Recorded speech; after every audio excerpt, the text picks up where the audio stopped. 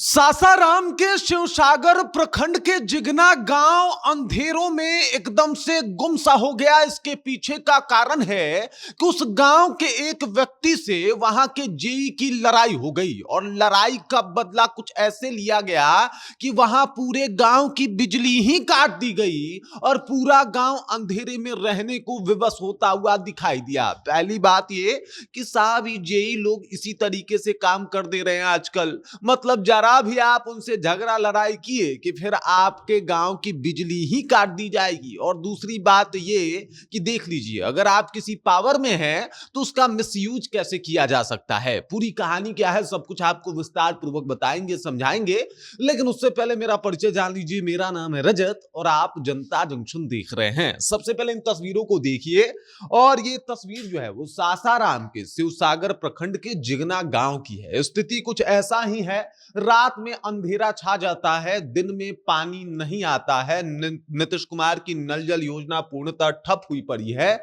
और वहां पे जो बच्चे हैं जो पढ़ाई करते हैं वो अब दिया सलाई का यूज कर रहे हैं। मतलब वहां पे 90 के दशक वाला दौर शुरू हो गया है, क्योंकि वहां पे लाइट ही नहीं है, तमाम व्यवस्थाएं खराब है। और बगल के गांव वालों के ऊपर जो है वो जिम्मेदारी है कि इस गांव के लोगों को पानी कैसे पिलाया जाएगा, पानी कैसे पहुंचेगा, क्योंकि पूरे गांव की लाइट कट कर दी गई है। वहां पे मोबाइल चार्ज करने से लेके तमाम जो भी यंत्र हैं उनको चलाने में आम लोगों को परेशानी हो रही है, उनको दिक्कत हो रहा है। और दिक्कत आम दिक्कत नहीं है साहब, बहुत परेशानी है यहाँ के लोगों की, पर लोगों की परेशानी जो है वो खत्म होने का नाम नहीं ले रही। और इसके पीछे का कारण बस ये है कि जो जिगना गांव है वहां के एक व्यक्ति से जेई की लड़ाई होती है। लड़ाई जो है वो थोड़ा बढ़ जाता है, हाथापाई तक बात पहुंच जाती है और उसके बाद जेई साहब आते हैं और उस गांव का ही लाइट काट देते हैं। उसके बाद इस बात को लेकर कार्रवाई की मांग की जाती है।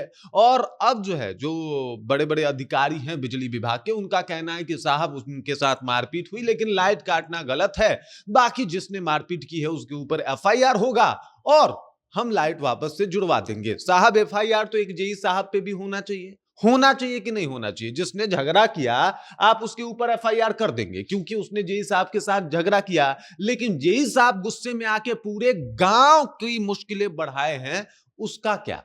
उसके लिए कौन जिम्मेदार है? उसके लिए जेई साहब जिम्मेदार हैं। और अगर जेई साहब जिम्मेदार हैं तो उन जेई साहब को भी नहीं बख्शना चाहिए ना, फिर उन जेई साहब के भी ऊपर एफआईआर करना चाहिए। उस व्यक्ति के ऊपर जिसने कहा जिससे झगड़ा हुआ उसके ऊपर आप एफआईआर कर रहे हैं, तो जेई साहब कहां दूध के धुले हैं?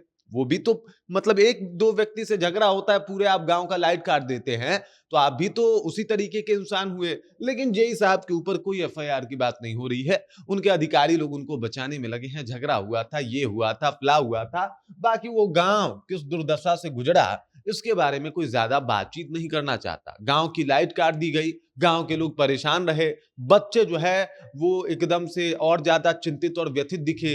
रात को अंधेरा होता है और अंधेरा वो जो घुप अंधेरा कहा जाता है, वैसा अंधेरा जिसमें डूब जाता है हर बार वो गांव, और उसको लेके कोई कुछ बात ही नहीं कर रहा। उसको लेके ये बात हो ही नहीं रही कि जेई साहब सिर्फ अपने बदले के लिए पूरे गांव के लोगों को परेशान किए। लोग पानी के लिए तरसे, लोग बिजली के लिए तरसे, लोग अपने जरूरतों के लिए तरसे। और ये सब कुछ इसलिए हुआ क्योंकि एक हठी जेई साहब, उनको लगा कि साहब बदला तो ऐसे ही लिया जाता है, अगर हम किसी पावर में हैं तो चलो भाई साहब हम जो है वो यहाँ का बिजली काट देते हैं। सोचिए अगर जेई साहब के हाथों में कुछ और होता तो वो क्या क्या नहीं काट देते। बाकी इस खबर, इस जानकारी को लेके आप क्या सोचते हैं? आपके जहन में क्या कुछ चल रहा है? और जो कुछ भी जिगना गांव में हुआ उसे आप कैसे देखते हैं? कमेंट करके अपना विचार हम तक पहुंचा दीजिए। बाकी आप देख रहे हैं जनता जंक्शन और मेरा नाम रजत है।